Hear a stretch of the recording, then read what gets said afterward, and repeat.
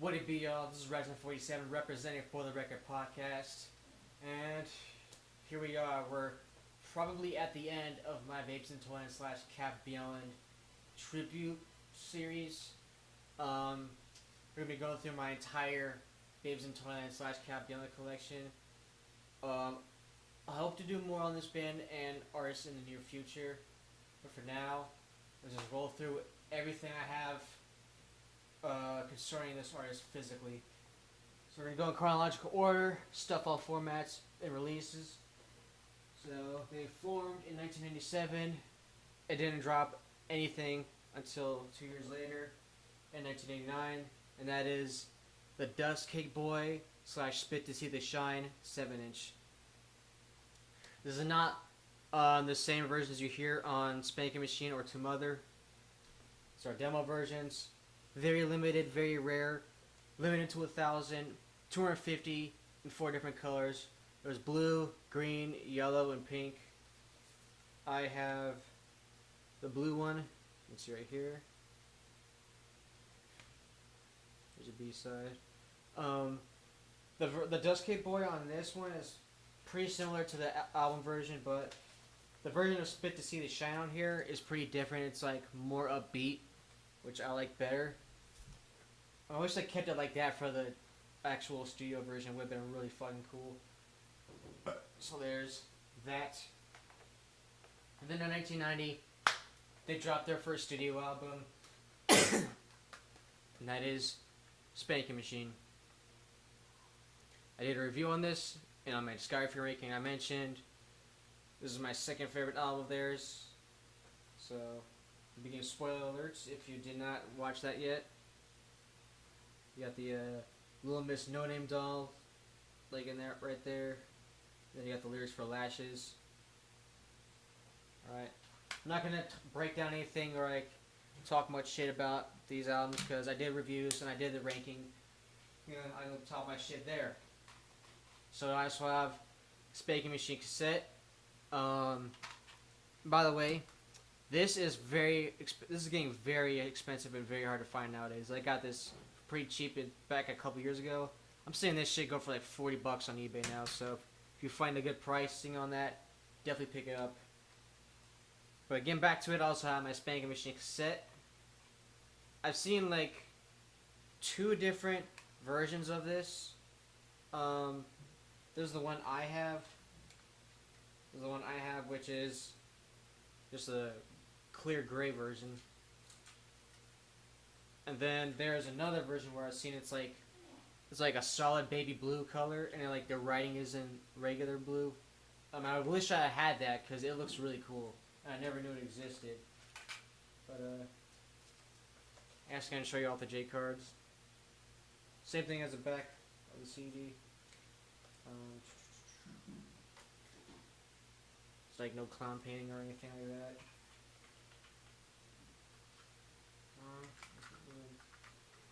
So that's my Spanking Machine cassette. And then lastly, I got my Spanking Machine vinyl. This is the 2017 Blank Audio Recordings reissue, which is like supposedly remastered, but I played it on the turntable and it sounds, in my opinion, it sounds horrible. There's the A side, the B side.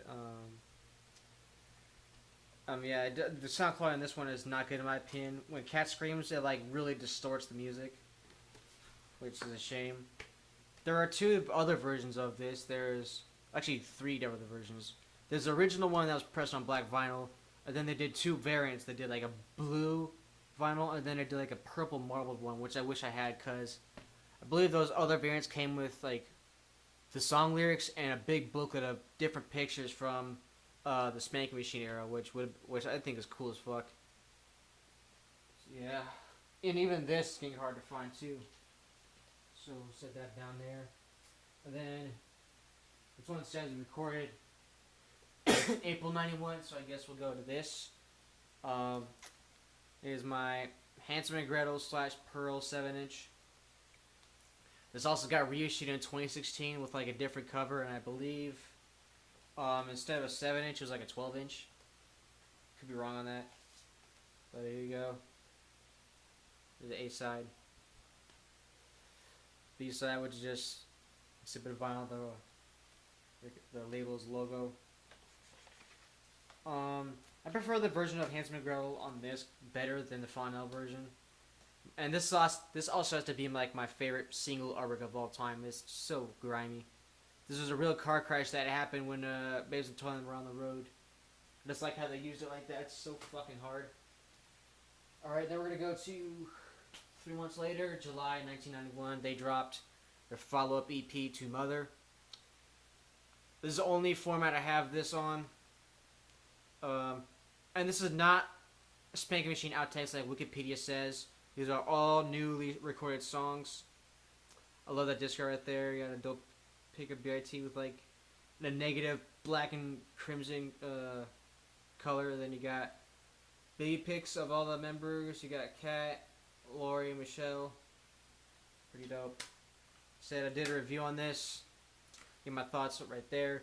You get the professional version of Spit to See the Shine on here, and you also get the first version of Quiet Room, which later appeared on Fontanelle, which was originally like a Pagan Baby song. So yeah, to Mother, classic. All right, get a drink of water right here before you get to the next one. All right, this is the album where they just fucking got it. My favorite Babies and Toyland album of all time. My favorite record Cap Young's ever done. I'm talking about Fontanelle. But first, I want to show off some promo collecting items, things. Here's the Babes and Toyland Beavis and Butthead Bruised Violet single. Actually, yeah, this they reversed like how the artwork and tracklist is put out. They put it on the back, kind of like how Melvin's The Maggot is. Only this one doesn't have a booklet. There's a disc right there. Yeah, it's basically just the audio from Beavis and Butthead watching Bruce Violet on, I think it was the Babes R Us episode, where they watched this and Ripe on the same episode. So it has that, and then it has the radio edit of Bruce Violet, which is basically the version that's in the music video, and then it also has Laredo, which appeared on Painkillers. You got that, and then we have another promo for the album. Got my Fontanelle promo cassette. There. Yeah, nothing fancy about this. No crazy art. It's just promo copy.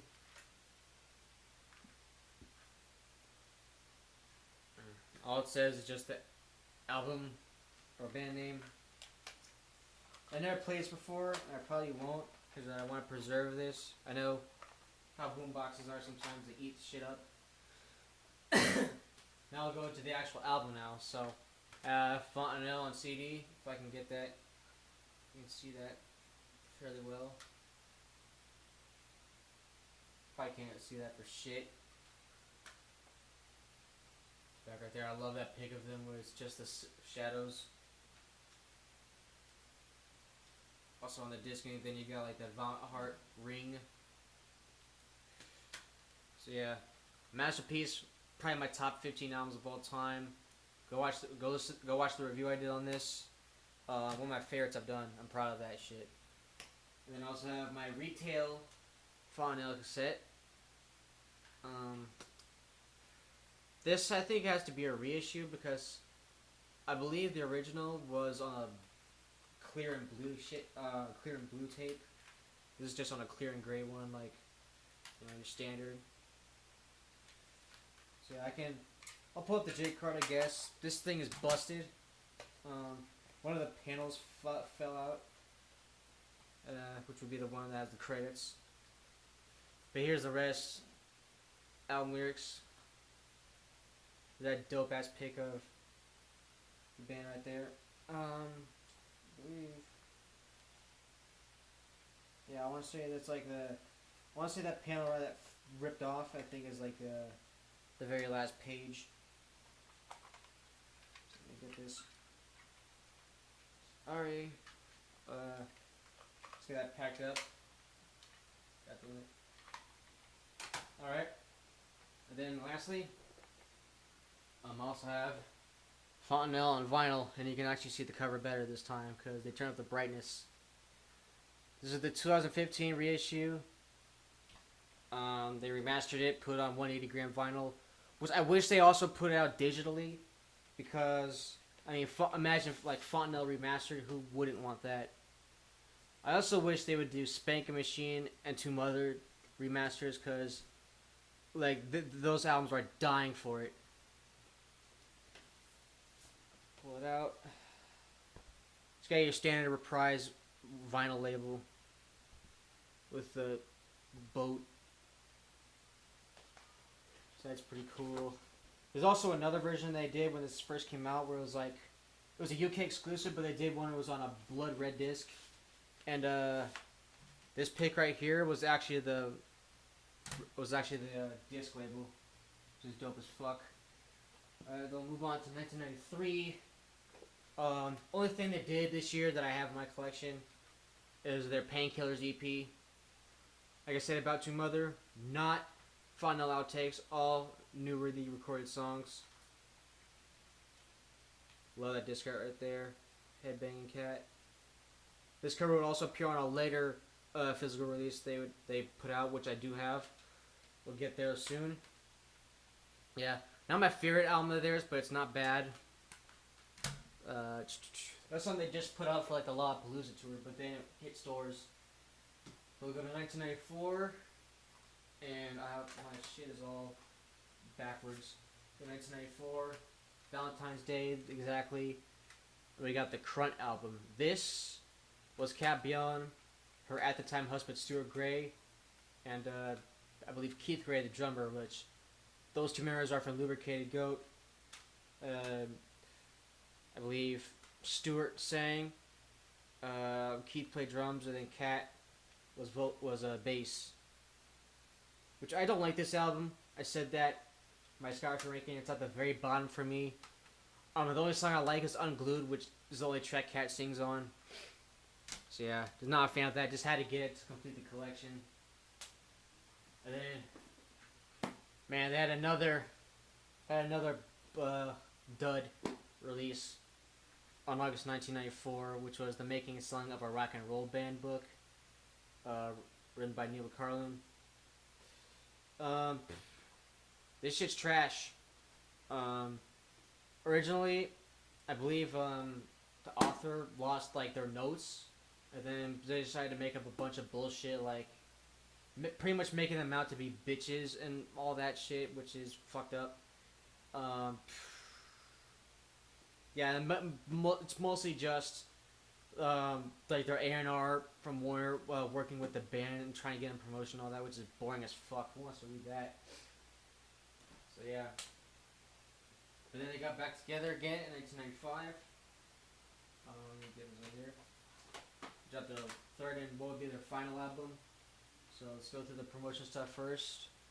Got my Nemesis Sisters promo cassette, and this is not just any promo. This is like, let's see, a non-mastered advanced copy of Nemesis Sisters. So this is all rough mixes. I got this for like $40, and you can see it's seen some wear and tear. I had to tape up the label, and like I said, basically rough mixes of what would be the final album. Actually, on here, as you can see, it ends on Deep Song, which the actual closing track is We Are Family, so this is very unfinished. You can't have to listen to that. I want to preserve it. Then we're going to go to the actual Nemesis Sisters album. I got it on CD. As you guys can see that. It says, for promotional use only, sale or transfer it is prohibited. So apparently this is like a promo copy. Usually like a promo CD has like a hole punch in like the corner. I don't see one on this, so I've seen other copies that has that sticker too, so who knows, this might be a promo copy. But yeah, underrated album. Did a review on it. Very dope. Only shit I don't like on there is like the last few songs. Then I have my retail Nemesis cassette. This one I believe is OG because it has the blue label.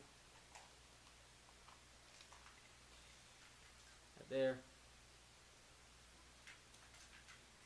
Which the track list on here is a little different than a CD version. Track 7 on the CD is Aria, then after that's Killer on the Road. Track 8. On the cassette and vinyl, that sequencing is a flip-flop for whatever reason. Maybe to save space.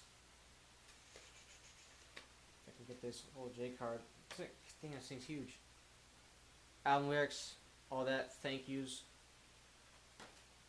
I got more artwork and lyrics right here. It's got like that 60s carnival look to that. It's dope as fuck. Is that how it goes? Yeah, I think it goes. Sorry, I don't want to make this video too long. We're already at like 16 minutes. With my retail Nemesis cassette. And then I also have it on vinyl. And I don't think this was ever repressed on vinyl. I have OG 1995 Nemesis vinyl. And the reason I'm backing up is because this is a vertical gatefold, which has the track list in the same image that's on the cassette. Dope ass pig of the band, like the song lyrics. Plot is what's out. Same thing as like the final vinyl. It's got the same label. Nothing to write home about. So officially, that was like. This is like the last record they did, which was like all new recorded material. So we're gonna fast forward, I think, to 2001. Fuck, where is it? Hold on. I have my shit backwards, so I finally found it. We're gonna go to 2001. Cat Bielen's first project after Babes in Toyland, Catastrophe Wife Amusia. I say first, even though Crunk was like in '94, that was still when that band was active. I don't have a retail copy of this. Hard to find, so I just have a promo copy, which I did not know this even existed because the person I bought this from didn't even show CD pics. All he showed was the cover. Yeah, it's dope. This is a dope album though. I definitely recommend it. And then on November 25th, 2001, Babes in Toyland recorded and performed their very last show, which was called Minneapolism, which is a show in Minneapolis. And then 2 days later, after that, in the UK, they released this commemorative box set called Intermenstrual. You got that pic from Painkillers I was talking about. This was basically their anthology series, Devil Lived Wild. They're basically like rarities CDs. They put all discs on here with the enhanced CD features, which some fucking how I was able to unlock on Windows 10. I don't know how I did it. There you go. It's the same disc art for all of them.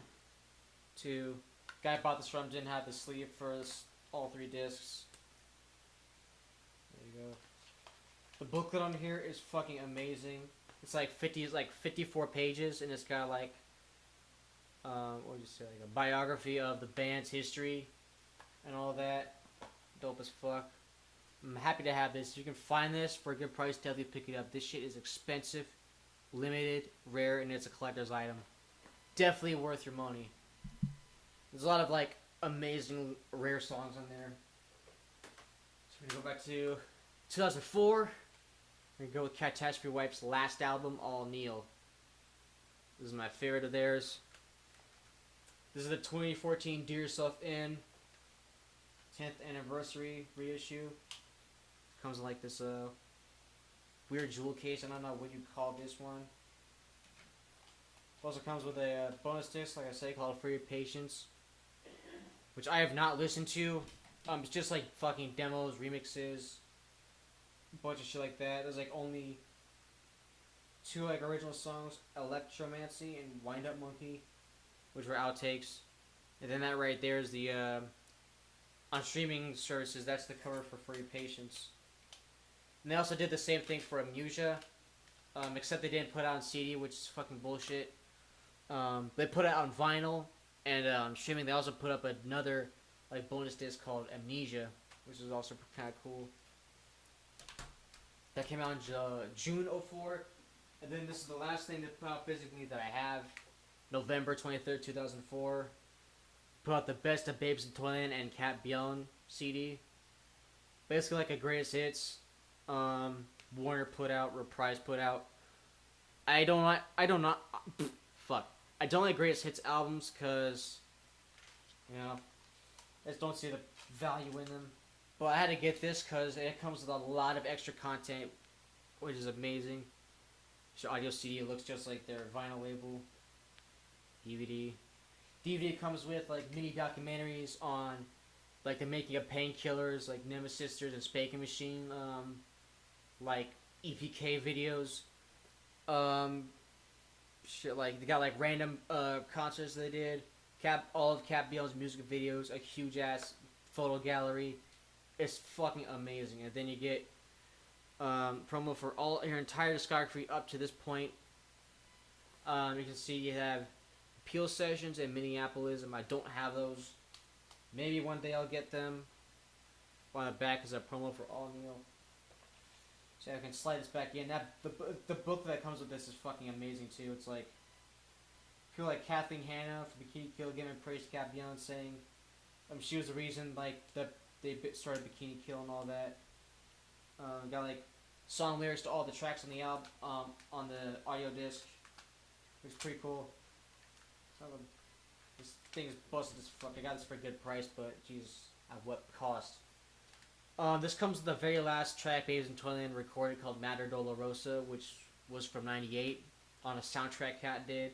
Fucking amazing. Was gonna be on like an EP they did after Nemesis Sisters. So you got like 13 greatest hits BIT songs, and then after that you got like random songs from Cat's other side projects. You got like the Pagan Babies version of Quiet Room, Ice Cream and Cigarettes, which was an Italian Hornon song. Get Unglued, and then like a bunch of Cat Wife songs. So, the last thing I'm gonna show before I get to my teas, I have this fucking amazing book. Do not pick up this. Don't pick that up. Pick this up if you want to read about this band. Michelle Leon's I Live Inside, Memoirs of a Babe in Toyland book. This came out in 2016. This, oh my god, this is like the Babes in Toyland behind the paint. Like, definitely. So if you want to learn about the early history of Babes in Toyland, definitely pick this up. And also in 2022, Maureen Herman said she was going to be dropping her autobiography called It's a Memoir, Motherfucker. I cannot wait for that shit. I'm definitely picking that up. And then, we're like 23 minutes. 2 more things to show off. My teas. So, show that right there. There's this is like a pic they had from the Spanking Machine era. I believe this was an actual t-shirt they put out at that time too. I love that. And I love how that logo is written right there. And then I have the other one, which was put out during the reunion era, 2015. Dope as fuck logo, just like a baby head shooting down UFOs. So yeah, thanks for watching this video. Thanks for watching my entire Cat Beyond series. I hope to do a little bit more on this band net in 2022. But for now, this is all I've done. I'm happy I did this. Nobody else was gonna do it because this band and Cat Beyond are so fucking underrated. I had to give them their due justice. So that's all. Tune in Saturday to For the Record podcast. We'll be reviewing Redman's Muddy Waters for its 25th anniversary. Till then, I'm Resident 47. I'm out of here.